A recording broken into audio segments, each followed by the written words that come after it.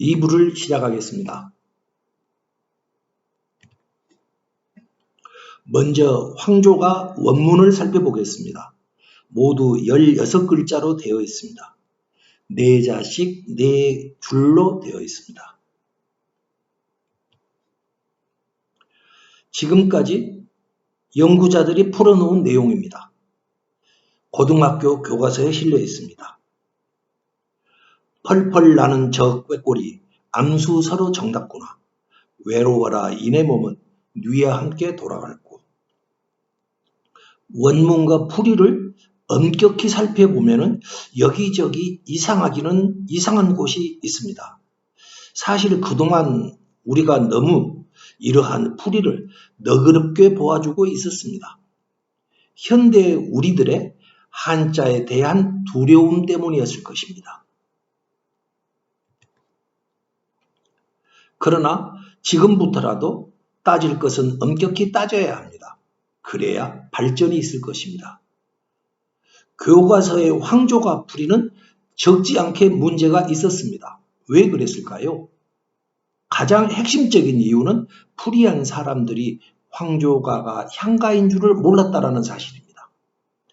향가인데도 향가 제작법에 대해서 전혀 모르는 사람들이 단순한 한시로 알고 풀어놓았으니 올바르게 해독될 리가 없는 것입니다.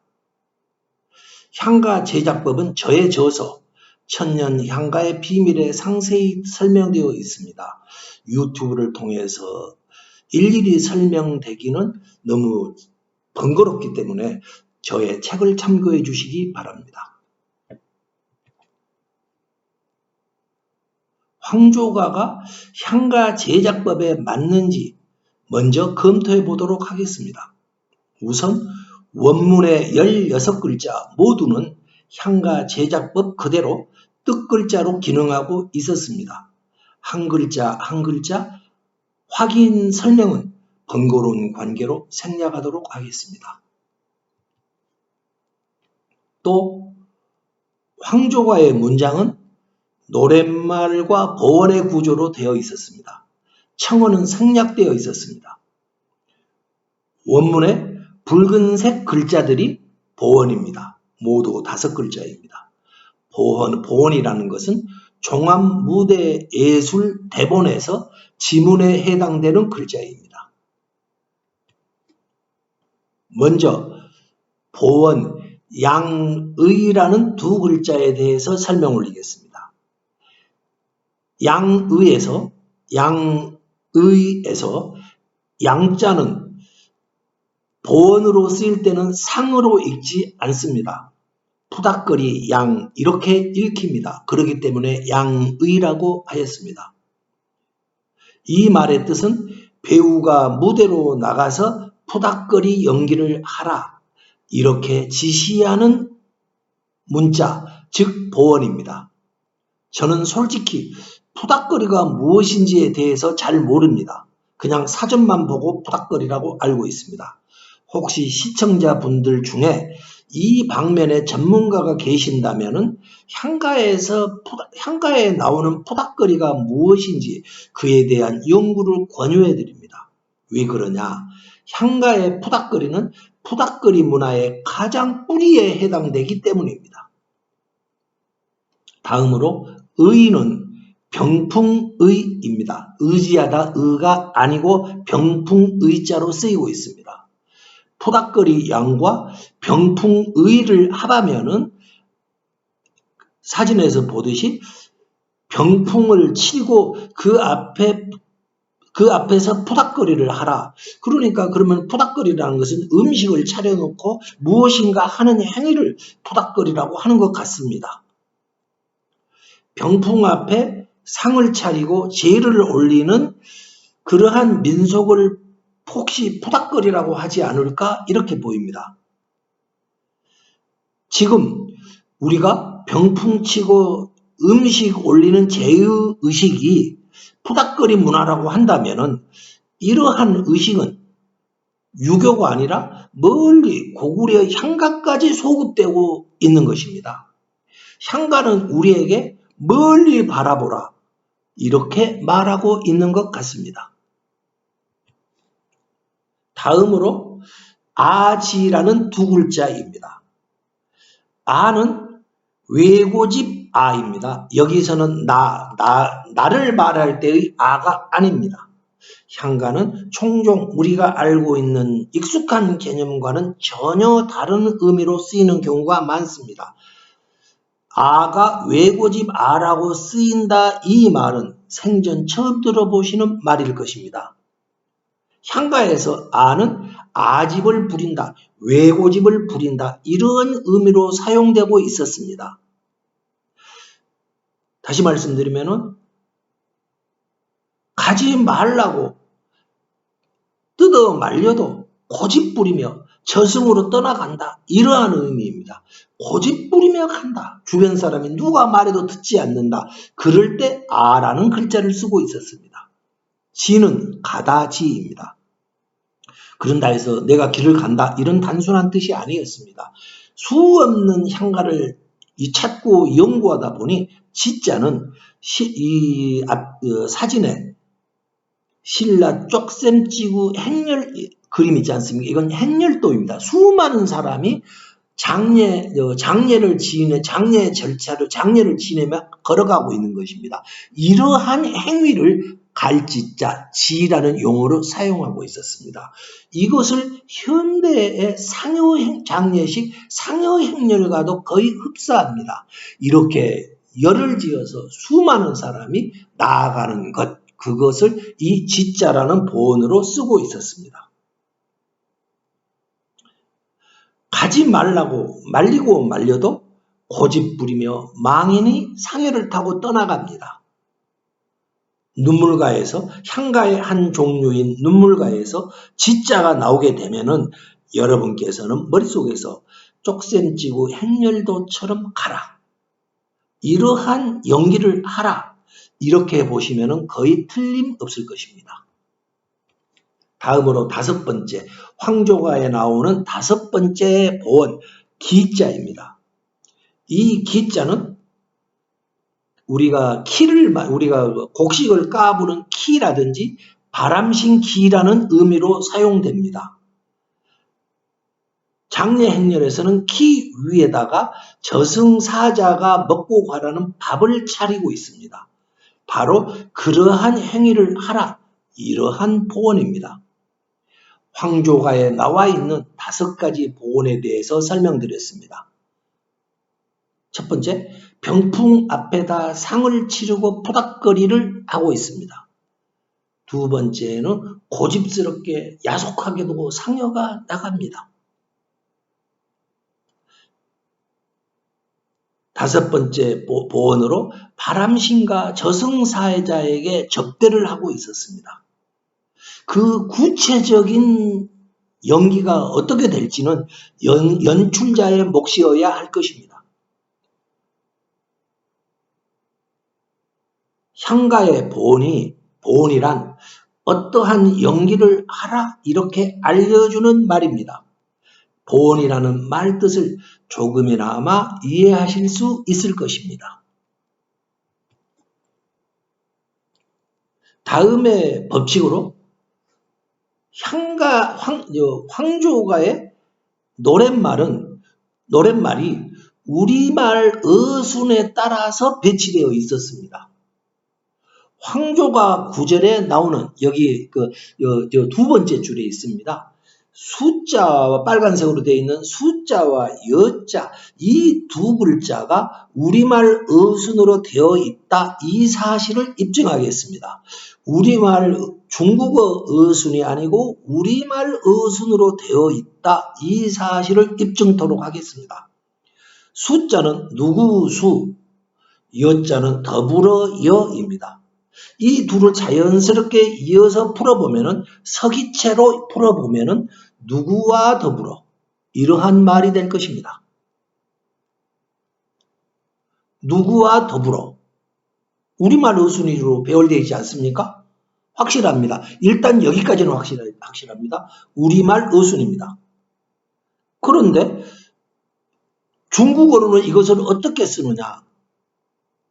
우리말로는 수여 이렇게 썼죠. 중국어로는 이걸 뒤집어 가지고 여수 이렇게 쓰고 있었습니다. 증거를 제시하도록 하겠습니다. 사진을 보십시오. 오른쪽에서부터 여수 이렇게 쓰여 있습니다. 중국 서동파가 쓴 시의 구절입니다. 중국인 서동파는 우리말 어순인 수여 대신에 자기들 말의 어순인 여수 이렇게 쓰고 있습니다.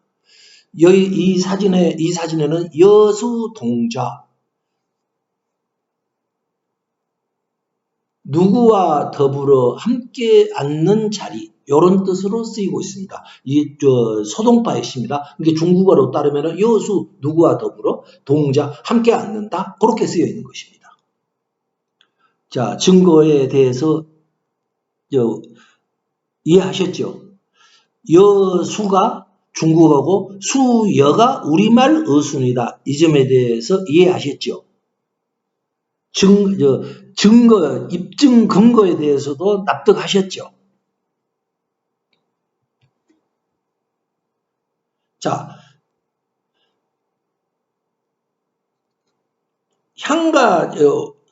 향가는 명백히 향가 제작법으로 만들어져 있었다고 앞에서 설명드렸습니다.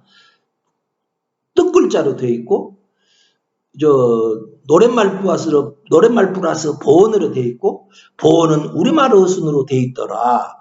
이렇게 되어 있으면 향가다. 이렇게 말씀을 드린 바 있습니다. 그렇다면 이제 향가이니까 황조가를 향가 제작법으로 풀어야 합니다. 대충 그냥 우리가 알고 있는 한식 풀듯이 대충 풀면 안 됩니다. 엄격하게 풀어야 합니다. 자, 엄격하게 황조가를 향가 제작법으로 풀어보겠습니다. 이것은 누가 풀어도 똑같이 나와야 합니다. 이렇게 결과가 나와야 합니다. 이 사람이 풀면 이렇게 나오고 저 사람이 풀면 저렇게 나오는 식의 풀이는 더 이상 안 됩니다. 오락가락 노란새, 부부가 서로 의지하네.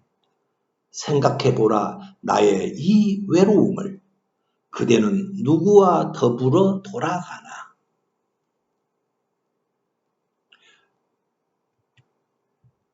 풀이 결과를 조금 더 구체적으로 설명드리겠습니다.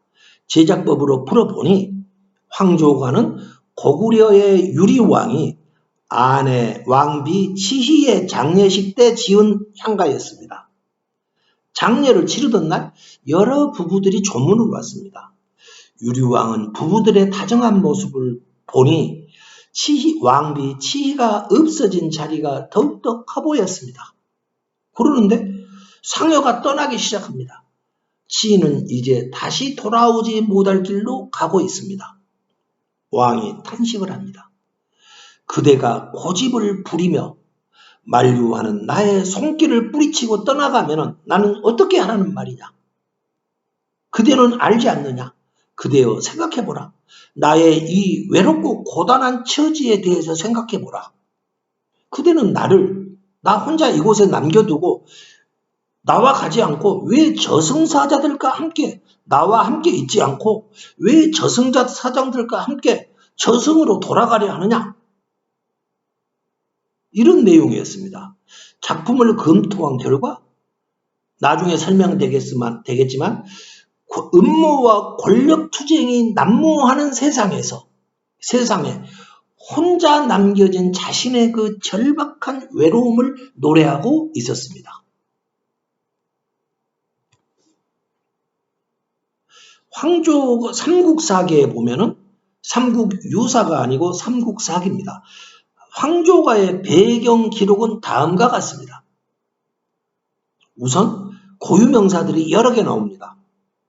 그 고유명사들에는 놀라운 뜻들이 들어있었습니다. 그것은 뒤에서 별도로 풀어드릴 테니까 일단은 고유명사에는 눈길만 이상한 고유명사들이 있구나 이렇게 생각하시고 지나치시면 되겠습니다. 유리왕은 정말 놀랍게도 누구도 생각지 않았는데 이복동생 비류와 원조를 물리치고 아버지 주몽의 뒤를 이어서 고구려 제2대 왕으로 즉위하게 됩니다. 아무도 생각지 못했던 결과였습니다. 그리고 즉위한 조금 후에 유리왕의 왕비가 사망하였습니다. 그러자 기다렸다는 듯이 왕은 곧바로 골천 출신 화희라는 여자와 한족의 딸 치희라는 여자를 계비로 받아들입니다. 계비란 뒤이은 왕비라는 뜻이 되겠습니다. 한족의 딸이 계비로 들어왔다? 저는 아주 계산된 결혼이지 않느냐 이렇게 봅니다. 아니나 다를까 일이 일어납니다. 화희와 치희가 왕의 사랑을 다투며 싸워댔습니다. 그러자 왕은 양곡이라는 곳에 동서에다가 궁을 짓고 둘이 거기서 각각 살라고 떼어놓았습니다. 그리고 왕이 희한하죠. 기산이라는 산에 가서 사냥을 하고 있는 사이에 화희가 치희를 아주 심하게 욕을 하였습니다. 너는 한나라 출신의 천한 엑스로서 어찌 이렇게 무례한가? 놀랍게도 민족 차별적인 발언이 나오고 있습니다. 화희의 입에서, 우리 민족 출신인 화희의 입에서 너는 한나라의 한족의 천한 엑스로서 어찌 이리 무례한가? 이렇게 욕을 하고 있는 겁니다. 인신공격을 하고 있어요. 그러자 치희가 원한을 품고 집으로 돌아갔습니다. 말을 잘못했습니다. 치희가 원한을 품고 돌아갔습니다. 여기서 돌아갔다는 말은 친정으로 돌아갔다 이 말이 아니라 저승으로 우리 죽을 때 돌아가셨다 이러지 않습니까? 저승으로 돌아갔다라는 말이 됩니다. 지금까지 삼국사기 연구자들은 정말 이것을 반성해야 합니다. 몇백 년간 연구를 하시면서도 틀리게 해독을 하고 있습니다. 자기 집으로 돌아갔다 이렇게 해독을 하고 있는 것입니다. 왕이 말을 달려서 치희를 붙잡으려 갑니다. 치희는 돌아오지 않습니다. 당연하죠. 죽었으니까.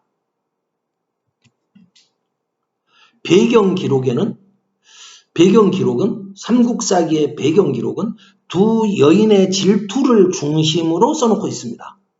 그렇지만은 민족 간의 암투, 권력의 암투, 정략과 음모의 냄새가 물씬 풍깁니다. 골천 출신 치희는 우리 민족입니다.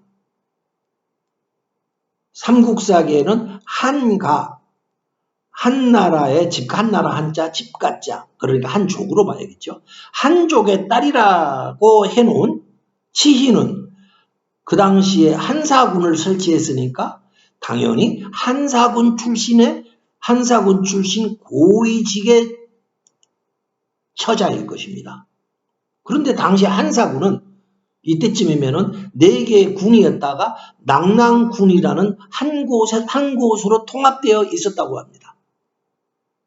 왕비가 될 정도의 한족 출신 처자라면은 그 당시에는 낙랑이었으니까 낙랑 태수의 딸이지 않겠는가 저는 이렇게 생각합니다. 앞에서 한족들이 우리를 동이족이라고 얕잡아 불렀다고 했죠. 그러나 우리도 그에 못지않게 한인들을 얕잡아 보았다 이렇게 제가 말을 했습니다. 그리고 뒤에서 설명하겠다 이렇게 말했습니다. 바로 요 대목입니다.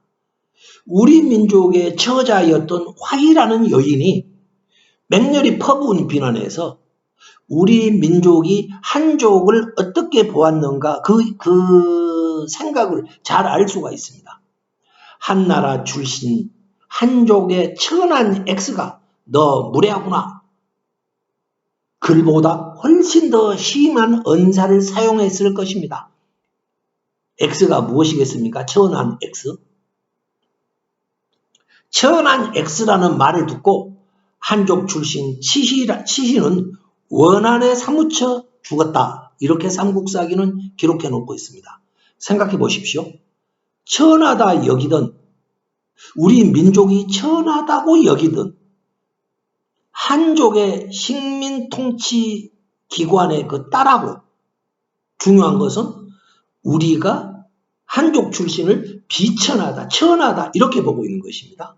그런 비천한 여인과 고구려 왕 유리왕과의 사이에 결혼이 이루어졌던 것입니다. 이게 정상적인 왕의 결혼일까요? 천하다고 인식되던 한족의 딸이 비록 계비이지만 정비가 없는, 왜냐 바로 조금 전에 정비가 죽었거든요. 정비가 없는 계비이지만은 왕비로 들여집니다. 즉위 3년째 일입니다. 얼마 안 돼서의 일입니다. 혹시 원조와 비류 형제가 왕위 승계 경쟁에서 밀려난 배경에 유리 그 당시에 그 왕자였던 유리하고 낭랑과의 낭랑이라는 한족의 통치기관의 그 사이에 권력의 뒷거래, 정략 결혼 이런 게 있지 않았나, 저는 이런 의심이 듭니다. 비류와 원조, 그들의 아주 유명한 어머니가 있죠. 나라를 2개 만드는 우리나라 여인, 역사에서 가장 거대한 여인, 고구려도 만들고 백제도 만들었던 여인, 그 여인이 소선호라는 유명한 여인이 있지 않습니까? 비류와 원조, 소선호, 이들은 자기들이 왜 왕의 경쟁에서 밀렸는지를 몰랐을 수도 있습니다. 누가 보아도 그 어머니의 역할이나 그런 걸 보더라도 비류와 원조 중에서 고구려의 후계가 나와야 합니다. 그런데 전혀 엉뚱하게 유리가 태자로 책봉되고 왕에 오르게 되는 것입니다. 이것으로 2부를 마무리하도록 하겠습니다. 3부에서 고유명사법으로 푸는 황조가 내용, 황조가가 삼국사기에 실린 배경, 단군 신화와 향가의 관계에 대해서 말씀드리겠습니다. 시청을 강추하도록 하겠습니다.